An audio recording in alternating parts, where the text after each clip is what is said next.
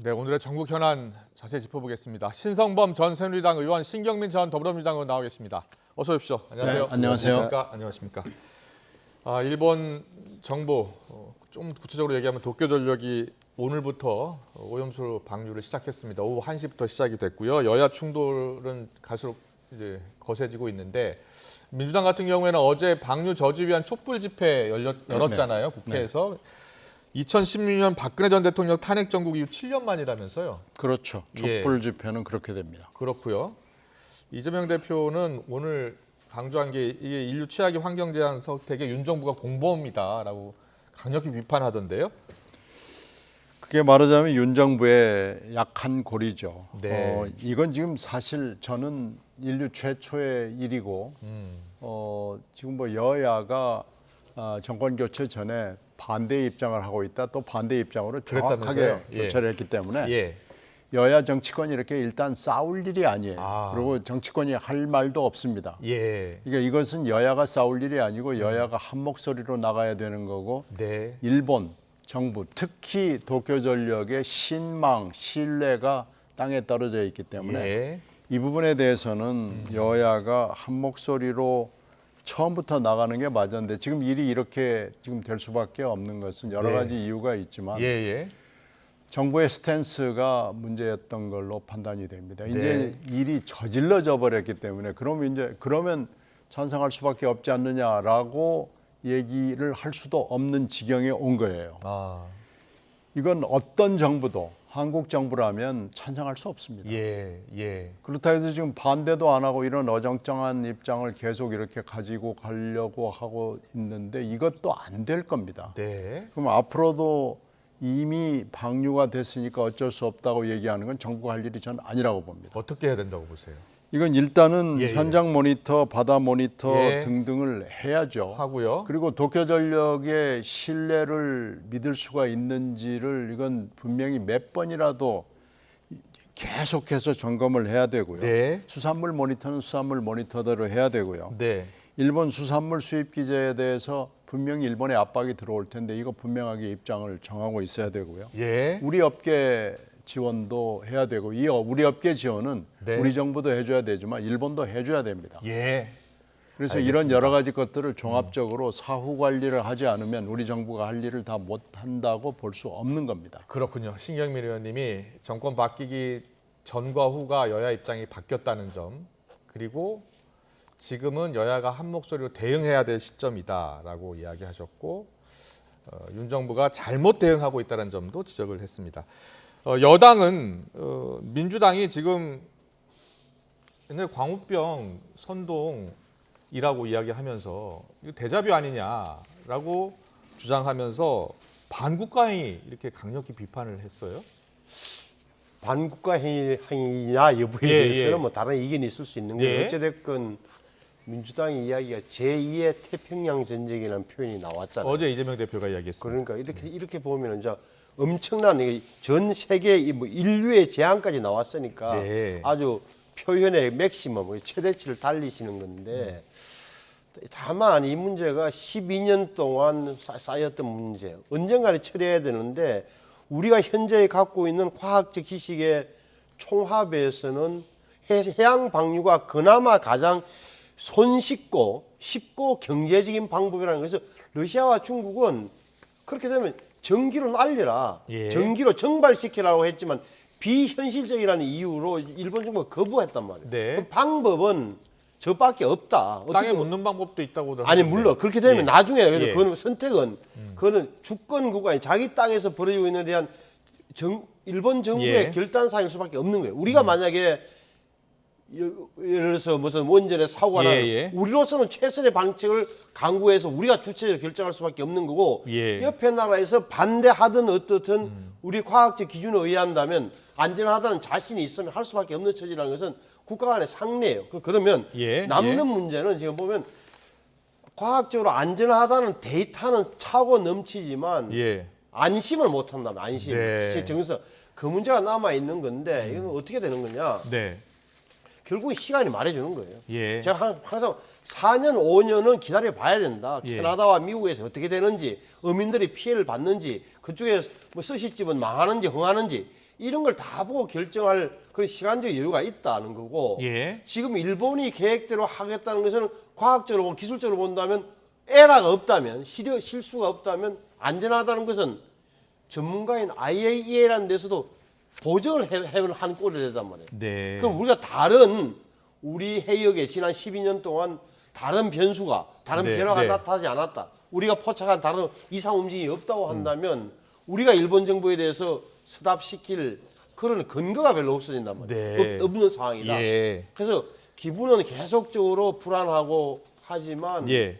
그래서 우리가 막을 수 있는 제3국이 막을 수 있는 수단이 없는 거죠. 지금은. 자, 어제 윤석열 대통령 탄핵 구호까지 촛불 집회에서 나왔습니다. 기시다 탄핵은 몰라도 왜 윤석열 예. 탄핵 이야기는 글쎄 네. 뭐 야당 내 강경한 분들 입장에서는 도대체 이분이 국민들의 불안감 플러스 광범위한 반일 정서 이런 걸 엎어서 한번 정치적 타격을 가해야 되겠다. 말씀하신 대로 이 정부의 가장 약한 고리로 보는 거죠. 이 문제를. 하지만 그렇다고 해서 일반인들까지는 불안하지만 그렇다고 해서 대통령한테 우리 대통령이 탄핵거리다 법률 헌법을 위반한 사실이 뭐가 있냐 이렇게 되묻는다면 그것도 네. 궁색한 소리예요. 그래서 저는 예. 나와서는 안 될 소리죠. 그러니까. 나와서는 안 될 소리다라는 입장을 좀 이야기하셨고요.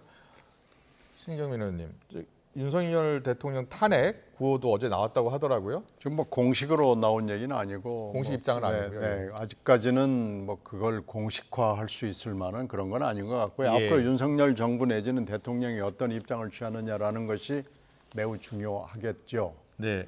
그런데 이런 식으로 계속해서 끌고 가서 결국 시간이 약이다라고 하는 것은 예. 우리 정부가 취할 태도가 분명히 아닙니다. 분명히 지금까지 이 대통령의 아직 그 입을 통해서 얘기가 안 나오고 있는데 예. 대통령 입을 통해서 분명하게 입장을 얘기를 해줘야 됩니다. 그렇군요. 예. 자, 윤석열 대통령의 입장 이야기 잠깐 하셨는데 윤석열 대통령이 적극적으로 만약에 반대 표시한다면 여당에서는 어려운 상황이다라고 이야기하지만 추후에 일본의 수산물 수입 재개를 강력히 요청할 경우에 반격으로 할 수 있다라는 이야기도 하더라고요. 그 부분에 대해서는 어떻게 생각하세요? 아니 그러니까 지금은 대통령이 직접 나서 지난번에 후쿠시마산 수산물 수입은 절대 없을 것이라고 강조했잖아요. 그러니까 예. 이런 상황에서 아무리 일본이 요구한다고 해서 덜컥 받아주면 정치적으로 얼마나 큰 문제가 되겠어요. 이런 상황에서. 예. 저는 뭐 현실 불가능한 이야기를 하고 알겠습니다. 있는 협상력을 높이는 방안으로 이런 이야기도 나왔다는 거 말씀드리려고요. 알겠습니다. 자, 속보가 하나 들어와서 잠깐 전해드리고 또 이슈를 이어가려고 합니다. 중국 세관이요, 일본 원산지 수산물 수입을 전면 중단하기로 했다라는 뉴스 속보가 들어와 있습니다. 좀 더 자세한 내용이 있나요? 중국 같은 경우에는 일부 이제 후쿠시마 지역 같은 경우에 수산물은 수입을 중단하고 있는 것으로 알고 있는데 지금 일본 원산지 수산물 수입 전면 중단 이야기가 나온 것 같습니다. 좀 더 자세한 소식 속보가 들어오면 한 번 더 전해드리겠습니다. 네, 그리고 민주당이요. 앞서 속보를 잠깐 전해드렸었는데 올해 8월 임시국회 회기가 8월 말까지였는데 좀 당기기로 했습니다.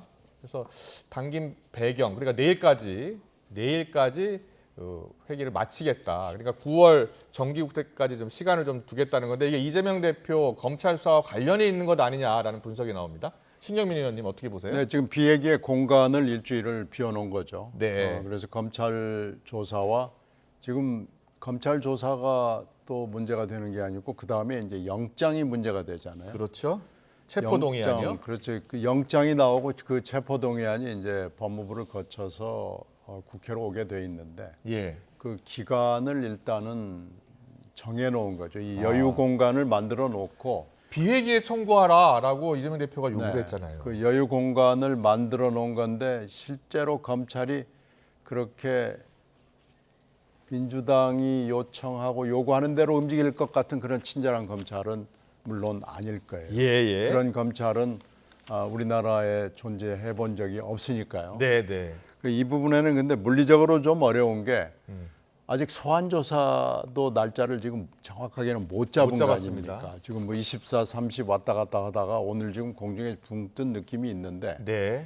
결국 다음 주에 소환 조사가 이루어지지 못할지를 지금 현재로서는 짐작할 수가 없고 소환 조사를 한다고 해서 또 바로 덜커덕 영장이 나오는 것도 아니잖아요. 예. 그렇게 따지면은 비회기를 만들었다는 정치적 명분을 민주당과 이재명 대표가 갖는 것 이외에는 실질적 효과를 갖기는 조금 어려워 보입니다. 하여튼 어찌 됐든지 간에 네. 이재명 대표로서는 지금 한 점을 따고 들어가는 거죠. 네. 우리는 비회기 공간을 만들어 놨다. 당신네 검찰들이 이걸 이용하지 않았지 않느냐라는 것을 지금 정치적으로 명분을 하나 딴 것으로 보입니다. 그렇군요. 네. 그리고 원래 31일까지 8월 31일까지 회기인데 자 내일 25일 날 끝을 낸다. 그러면 며칠 남는 6일 남아요. 근데 네.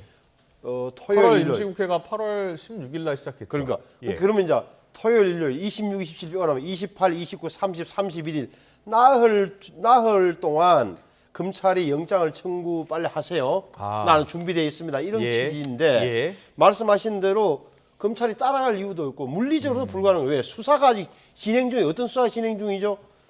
이재명 대표도 불러 조사해야 되고 또 하나는 이 건과 연결되어 있는 쌍방과 연결되어 있는 것 중에 하나가 지금 사법방해, 재판 지연, 박찬대 의원, 현모 변호사, 이화영 씨 부인 이게 굉장히 걸려 있다고. 이걸 전체를 조사한 다음에 이재명 대표를 불러서 조사하고 그 다음에 영장을 서식을 만들어서 청구해야 되는 건데 네. 물리적으로 불가능한데도 불구하고 그런 사실 알고 있음에도 불구하고 말씀하신 대로 나흘 동안 말미를 줬는데 검찰이 준비가 안 돼서 영장을 안 가져왔네요. 청구 안 하네요. 이걸 만들어내기 위한 정치적 계산이 깔린. 알겠습니다. 그런데 사실 이재명 대표가 검찰 소환 통보받은 게 이번이 5번째입니다. 쌍방울 대북 송금 의혹인데요. 검찰 이 출석 시점, 소환 요구를 가지고 이재명 대표 측과 검찰 양측의 기싸움 되는데 여야 목소리 좀 다릅니다. 듣고 오겠습니다. 검찰은 쌍방울 대북 송금 뇌물 의혹 관련 피의자 신분으로 오는 30일 검찰에 출석할 것을 이 대표에게 통지했는데 이재명 대표가 자기 임의로 오늘 출석하겠다고 하더니 다시 일정을 조율해 오늘은 출석하지 않겠다고 한 것으로 알려지고 있습니다. 검찰 조사를 받는 것이지 나들이 소풍가고 있는 것이 아닙니다. 나는 검찰이 자기 마음대로 출석 시효를 했던 민주당 송영길 전 대표의 모습이 떠오릅니다. 아예 없는 사실을 만들려고 하다 보니 이런 무리가 따르는 거고 또 다른 가능성은 검찰이 지독히도 무능하다는 겁니다. 이재명 대표 소환이 벌써 5번째입니다. 제1야당 대표이고 직전에 대선의 경쟁자였습니다. 그런 이재명 대표를 동네 강아지 부르듯 이렇게 5번이나 부르는 게 이게 도의와 상식에 맞는 건지 묻고 싶습니다. 네. 야당 대표를 5차례나 부르는 게 맞는 이야기냐라고 이제 김의겸 의원은 이렇게 이야기하고 있어요. 어떻게 들으셨어요? 그렇게 부를 때마다 요리조리 빠져나가고 진술 거부하고 써가지고 간 그 서류로 여기에 가름한다 그러고 한 10시간 조사하면 3시간 정도는 그 조서 열람하면서 무인 찍고 하는 이런 피의자가 드물었기 때문에 저런 게 벌어지는 거예요. 그러니까 국민들은 이미 사실을 알고 있어. 아예 뭐가 있는데 네. 증거를 없앴거나 검찰이 못 찾고 있구만. 네, 뻔한 네. 건데라고 본단 말이에요. 예. 그래서 저거 늦어지는 거지 뭐 다른 거 있나요? 네. 자, 지금 동네 강아지 부르도 5번이나 불러 되겠느냐? 검찰 조사가 소풍 가는 거냐 이렇게 충돌하고 있는데 자, 어떻게 될 것 같습니까? 언제 영장이 청구될 것 같습니까? 검찰 소환 날짜 가지고 이렇게 하다가 보면 이거 소환이 쉬워 보이지가 않네요. 그렇군요. 그런데 예. 이제 문제는 현재 이화영 피고인의 공판. 네. 이것이 이제 어떻게 되느냐가 또 중요하거든요. 네. 지금 29일로 일단 다음 주로 잡혀 있습니다만 예. 이때 과연 진행이 될 수 있을지 없을지 현재로서는 짐작하기가 매우 어렵고요. 네. 29일 열려봐야 알 수 있는데 국선 변호인하고 검찰이 또 어떤 재판을 진행을 할지 또 재판부가 소송 지휘권을 어떻게 행사할지 민주당 그것이- 내 분위기는 어때요? 만약에 체포동의안이 넘어온다면 네. 표결하지 않고 그냥 본회의장을 떠나는 것도 방법이다. 그 민영배 의원의 얘기는 예, 말이 예. 되지 않습니다. 그렇게 투표가 불성립이 되면 기일을 다시 잡아야 되기 때문에 그렇게 됩니까? 그러면은 정말 민주당은 국민으로부터 저버림을 받게 되기 때문에 그것은 탁견이 아니고요. 바보 같은 짓입니다. 그건 네. 그렇게 될 수 없고요. 가결이건 부결이건 투표를 해야죠. 네. 근데 아니 상식적으로 본다면 예. 대표가 본회의장 연설을 통해서 불체포 특권을 포기하겠다라고 선언을 했는데 왜들 다른 소리가 계속 나오냔 말이에요. 예, 자, 예. 투표 보이콧 전술이 나온다.